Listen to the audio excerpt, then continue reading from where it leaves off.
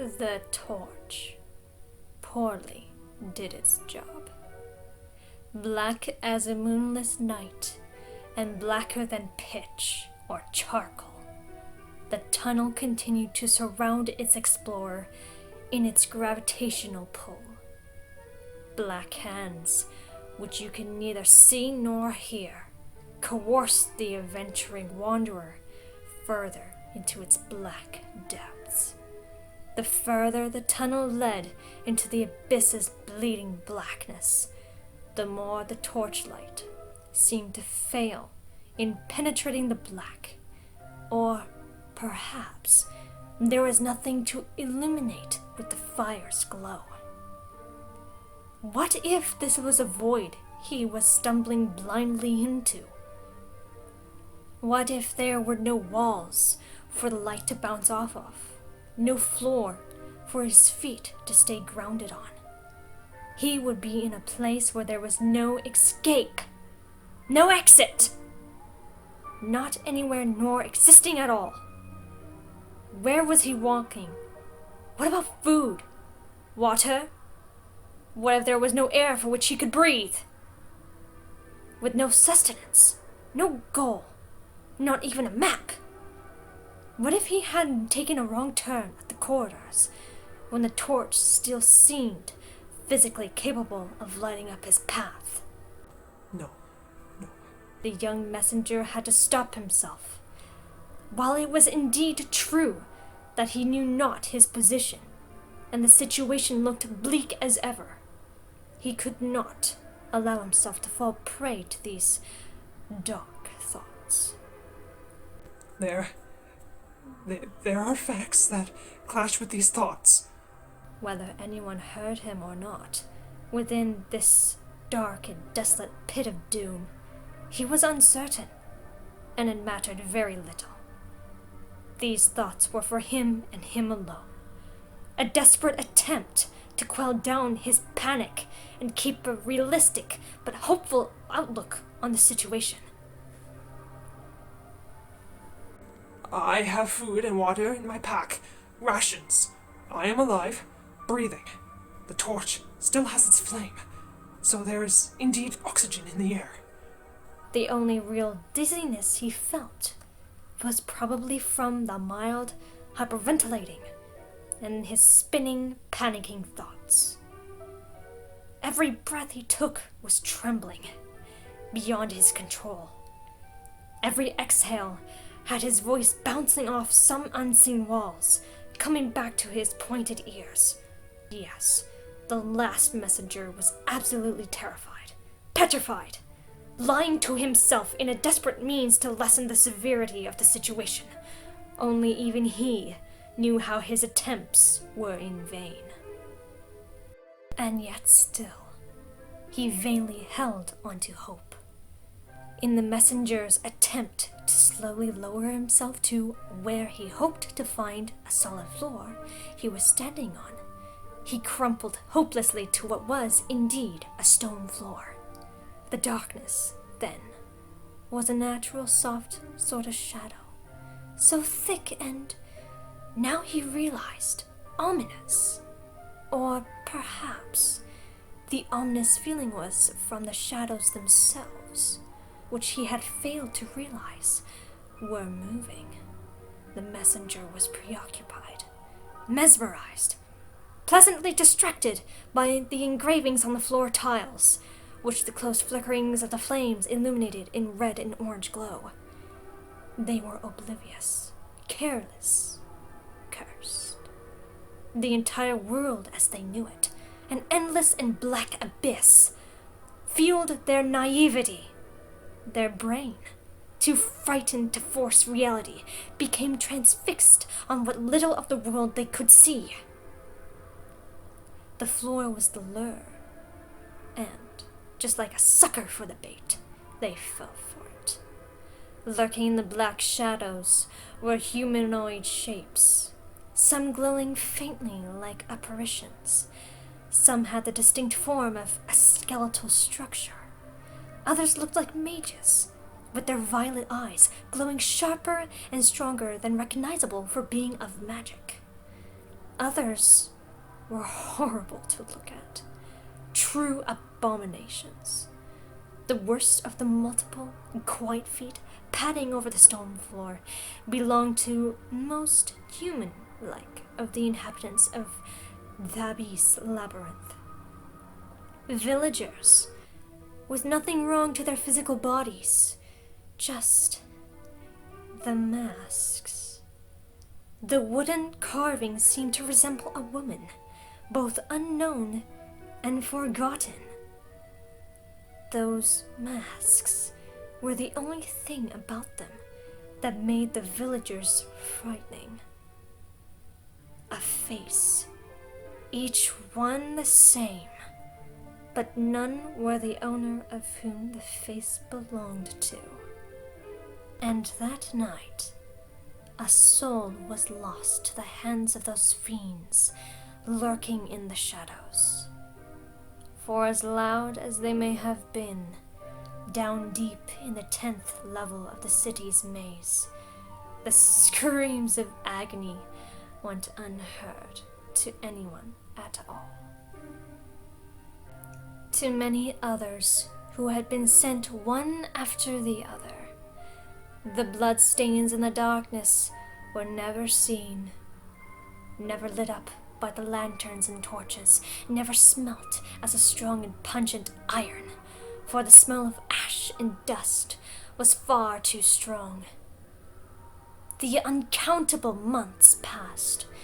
Hours slipped into days, the days weeks, weeks into months, months into years. For all of the council's efforts, for every single messenger, soldier, and battalions, none of them returned with good news. None of them returned at all. The council had begun to fear the worst, that every soldier they had sent weren't just killed, they were experimented on, twisted, worked into puppets of the very alchemist they had been hoping to be rid of. The Demon Alchemist, Forneus, who had once been just a normal man, until the day came which, to his wife, fell ill to an unknown disease. The man had worked day and night in efforts to find a life-saving cure for his wife. With his expansive knowledge, he strived to discover a cure to this foreign sickness which had claimed her. Fornius believed himself close to a breakthrough, until that hope was shattered the moment he saw the love of his life lying in bed with no precious breath to her body. It had driven him mad, utterly insane. His insanity was best shown through his research. His studies consisted of two things, life and death. The people of the city began to fear him when crimes began to link more and more to the workshop and the blasphemy contained within. Over time, it became apparent that Fornius was just losing his life the more he tried to get it back. His wife perished. His friends feared him and avoided him. His own family had disowned him, and his sanity was evaporating from his grasp far swifter than what he even realized. Worse yet still was that the alchemist was far too immersed in his own work and personal loss to notice the tarnishing of his own name by others. He did not see it, or he did not care. Relentlessly, he pursued his research into life and death, two very real concepts of reality that were a perfect segue into one another, even a part of each other, yet were drastically separate and unalike. It drove Fornius' curiosity further down into a pit he could not recognize, but to him, he hoped to find a column of light in that blackness. The title the people soon gave him was an accurate one, for he experimented with both life and death. First, he reanimated a pile of bones that had belonged to neither man nor beast. He gave it a sword and a shield when the flaming skeleton proved to have functioning mobility and an intellect, or at the very least, intellect enough to retain combat knowledge. The first experiment had been a success, and Fornius quickly moved on to the next step. He reanimated a body of sinew and bone and named its kind Horror, who proved to have far less intellect than its all-bone brethren. The Horror only seemed to have a drive for nothing more than killing and devouring what flesh it could to satisfy the endless starvation it would endure. Fornius, however, saw this creature's unlawful behavior as no real issue and considered the trial as a success. The research continued.